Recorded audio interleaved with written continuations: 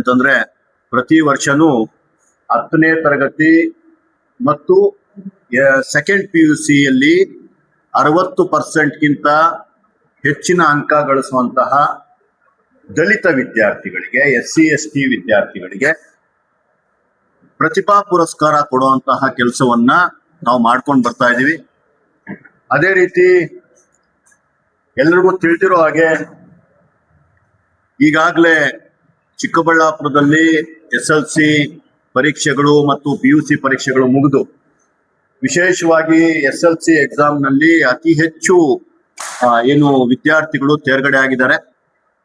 ಅವರೆಲ್ಲರನ್ನು ಗುರುತಿಸಿ, ಅಂದ್ರೆ 60% ಹೆಚ್ಚಿನ ಅಂಕಗಳನ್ನ ಗಳಿಸಿದಂತಹ ಪ್ರತಿಭಾನ್ವಿತ ವಿದ್ಯಾರ್ಥಿಗಳನ್ನ ಗುರುತಿಸಿ ಅವರಿಗೆ ಗೌರವ ಸೂಚಿಸುವಂತಹ, ಅವರಿಗೆ ಪ್ರೋತ್ಸಾಹ ಕೊಡುವಂತಹ, ಅವರಲ್ಲಿ ಆತ್ಮವಿಶ್ವಾಸ ತುಂಬಿಸುವಂತಹ ಕೆಲಸನ ನಾವು ಈ ಪ್ರತಿಭಾ ಪುರಸ್ಕಾರದ ಮುಖಾಂತರ ಮಾಡಕೊಟ್ಟಿದ್ದೀವಿ. ಪ್ರತಿ ವರ್ಷ ಒಂದು 700-800 ಜನ ಮಕ್ಕಳು ನಮ್ಗೆ ಸಿಕ್ತಿದ್ರು.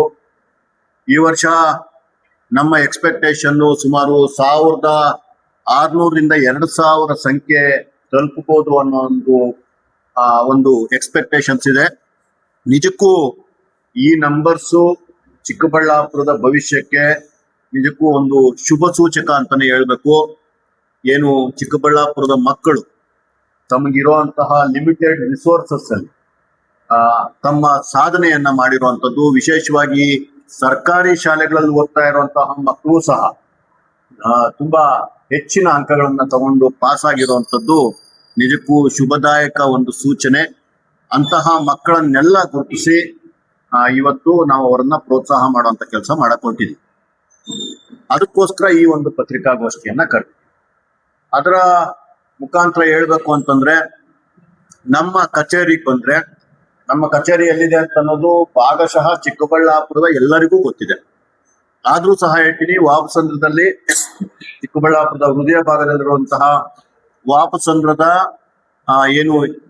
ಜಿಲ್ಲಾ ವರಿಷ್ಠಾಧಿಕಾರಿಗಳ ಮನೆ ಏನಿದೆ, ಅದರ ಪಕ್ಕದಲ್ಲೇ ನಮ್ಮ ಜಿಲ್ಲಾಧಿಕಾರಿಗಳ ಮನೆ ಏನಿದೆ, ಅಧಿಕೃತ ನಿವಾಸಗಳೇನಿದೆ, ಅದರ ಕ್ವೈಟ್ ಆಪೋಸಿಟ್, ಅದರ ಎದುರುಗಡೆನೆ ನಮ್ಮ ಭಗತ್ ಸಿಂಗ್ ಚಾರಿಟೇಬಲ್ ಟ್ರಸ್ಟ್ ನ ಕಚೇರಿ ಇದೆ. ಮೊದಲನೇ ಮಹಡಿಯಲ್ಲಿ ಬೋರ್ಡ್ ಸಹ ಇದೆ. ಜೊತೆಗೆ ಎಲ್ಲರಿಗೂ ಚಿರಪರಿಚಿತವಾಗಿರುವಂತಹ ಕಚೇರಿ ಈಗ ನಮ್ದು. ಆ ಕಚೇರಿಯಲ್ಲಿ ತಮಗೆ ಅಪ್ಲಿಕೇಶನ್ ಸಿಗುತ್ತೆ.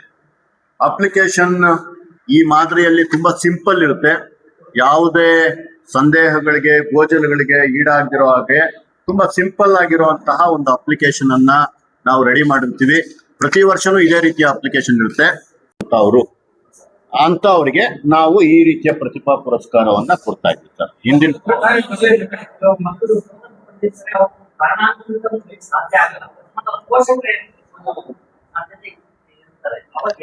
ನೋಡಿ, ಅದು ವಿಶೇಷ ಇದರಲ್ಲಿ ಆ ತರದ್ದು ಆಗುತ್ತೆ. ನಮ್ಗೇನು ಆ ಮಕ್ಕಳೇ ಬರ್ಬೇಕು ಆದ್ರೆ ಮಕ್ಕಳು ಬಂದು ಅವರು ನಿಜವಾಗ್ಲೂ ಅಭಿನಂದನಾರ್ಹರು. ಅವರನ್ನ ಗುರುತಿಸಿ ಅವರನ್ನ ಮಾತಾಡಿಸುವಂತ ಕೆಲಸ ಆಗ್ಬೇಕು. ಅವರ ಆತ್ಮವಿಶ್ವಾಸ ಜಾಸ್ತಿ ಆಗ್ಬೇಕು. ಅವ್ರು ಸಾಧನೆ ಮಾಡಿರೋದು ನೋಡಿ ಅವರ ತಂದೆ ತಾಯಿ ಖುಷಿ ಪಡ್ಬೇಕು ಅನ್ನೋದು ನಮ್ಮ ಕಾರ್ಯಕ್ರಮದ ಉದ್ದೇಶ. ನನಗ್ ಗೊತ್ತಿರೋಂಗೆ ಯಾವ ಮಕ್ಕಳು ಇದನ್ನ ಮಿಸ್ ಮಾಡಕ್ ಹೋಗಲ್ಲ. ಅಕಸ್ಮಾತ್ ಮಿಸ್ ಆದ್ರೆ ಅದ್ರಲ್ಲಿ ಏನು ತಪ್ಪಿಲ್ಲ. ನಾವ್ ಅದಕ್ಕೂ ಅಂತ ಏನು ತೊಂದರೆ ಕೊಡಕ್ ಹೋಗಲ್ಲ. ಅವ್ರಿಗೂ ಸಹ ಹಣ ಸೇರುತ್ತೆ. ಆ ಹಣ ಅಥವಾ ಸ್ಕಾಲರ್ಶಿಪ್ ಏನ್ ಸಿಗಬೇಕು ಅದು ಸೇರುತ್ತೆ.